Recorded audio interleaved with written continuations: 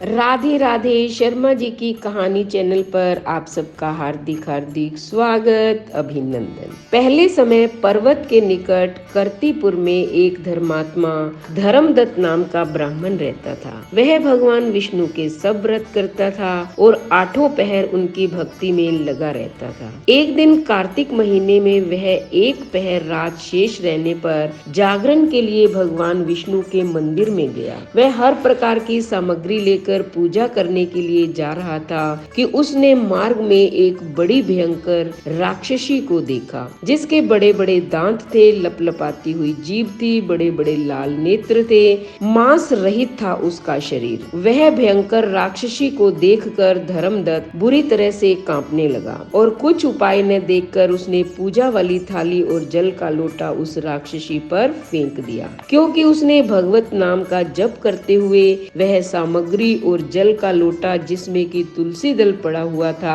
उसको मारा था। इससे उसके जन्म जन्मांतर के पाप नष्ट हो गए और उसे अपने पूर्व जन्म का स्मरण हो आया। वह हाथ जोड़कर धर्मदत्त के चरणों में गिर पड़ी और उसने कहा कि मैं पूर्व जन्म के कर्मों के फल से इस अवस्था को प्राप्त हुई थी। धर्मदत्त हैरान हुआ और पूछा, तेरी यह अवस्था किस कर्म के फल से हुई थी? तू पूर्व जन्म में कहाँ रहती थी? तेरा कैसा चरित्र था? और यह सब कुछ मुझे बता। उस राक्षसी ने, जिसका नाम कलहा था, कहा कि हे ब्राह्मण, सौराष्ट्र में भिक्षुक नामक एक ब्राह्मण रहता था। मैं उसकी पत्नी थी। मेरा स्वभाव बड़ा ही क्रूर था। मैंने अपने पति का कभी भला नहीं किया, न कभी उसे अच्छा भोजन और मिठाई दी खाने को। मैं प्रतिदिन उससे लड़ती झगड़ती रहती थी। मुझे इस प्रकार की लड़ाकी देखकर तथा नित्य प्रति की कलह से तंग आकर मेरे पति ने दूसरा विवाह करने का निश्चय किया। यह सुनकर कि मेरा पति दूसरा विवाह कर रहा है,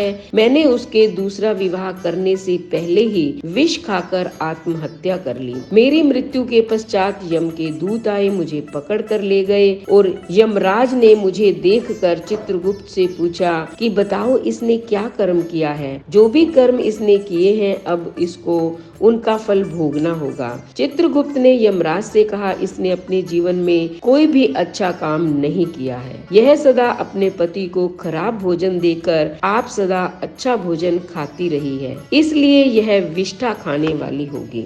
अब सूकरी का जन्म इसे दिया जाएगा, क्योंकि यह अकेली ही बर्तन में भोजन बनाकर खाती थी, इसलिए यह अपने बच्चों को खाने वाली बिल्ली होगी। अपने पति पर क्रोध करके इसने आत्मघात किया है, इसलिए यह प्रेत योनि में जाएगी। अब आप इसे अपने दूतों द्वारा मरुस्थान में भेज दीजिए। वहाँ पर वह बहुत दिनों तक प्रेत योनि में रहकर फिर यह पापिन अपने तीनों योनियों को भोगेगी। हे विप्र, अब मैं 500 वर्षों से प्रेत योनि में हूँ और भूख प्यास के कारण नित्य दुखी रहती थी कि एक दिन भूख से तंग आकर मैं एक वैश्य के शरीर में प्रविष्ट हो गई। उसके शरीर द्वारा मैं कृष्णा और वेणी के संगम पर इस देश में आ पहुँची। मैं उस वैश्य के शरीर में रहती थी। एक दिन भगवान शंकर व विष्णु भगवान ने मुझको बलपूर्वक उसके शरीर से बाहर निकाल दिया। फिर मुझे आप दिखाई दिए।